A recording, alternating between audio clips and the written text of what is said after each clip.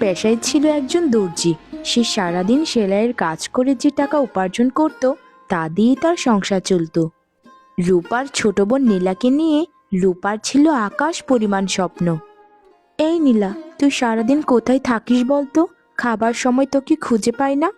এভাবে যদি না খেয়ে ঘুরিস তাহলে পড়াশোনা করবি কি করে, আর শরীর ঠিক থাকবি বা কি করে? তুই আসলে দিদির কথাই শুনবি না। আরে না দিদি, আমি অহনাদের বাড়িতে গিয়েছিলাম।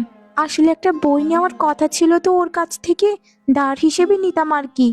স্কুলে পড়াশোনার অনেক চাপ দিদি, আমাকে খুব ভালো মতো পড়াশোনা করতে হবে, না হলে প্রতিযোগিতায় এগোতে পারবো না। তোর বই নেই, তুই আমাকে আগে বলবি না? তুই কেন অন্যের কাছ থেকে ধার নিয়ে আসিস বলতো? ওর কি পড়াশোনা নেই? ও যদি তোকে বইটা দিয়ে দেয় তাহলে ও কি পড়াশোনা করবে বলতো?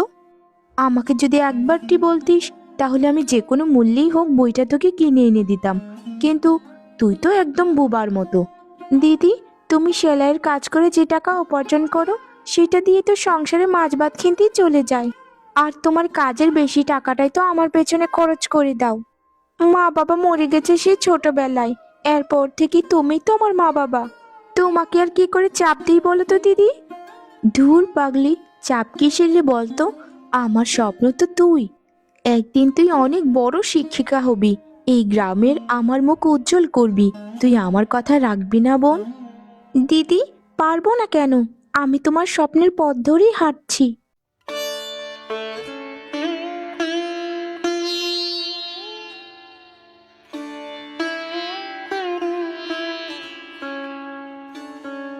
রূপা, এই রূপা, একটু বেরিয়ে আয় দেখিনি।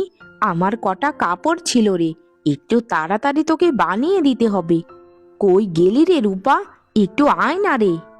হ্যাঁ হ্যাঁ কাকিমা, আমি আসছি, একটু দাঁড়ান।